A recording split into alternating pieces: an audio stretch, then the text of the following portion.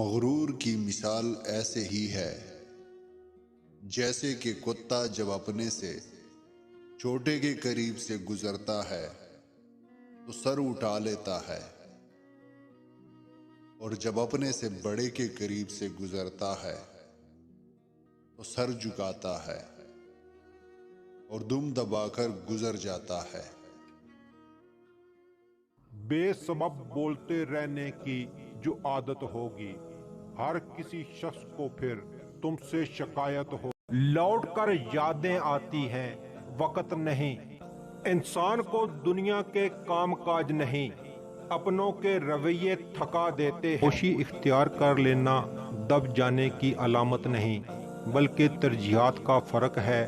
ہر بات اور ہر بندہ جواب کا مستحق نہیں ہوتا۔ لفظ انسان کے غلام ہوتے ہیں، مگر صرف بولنے سے پہلے تک۔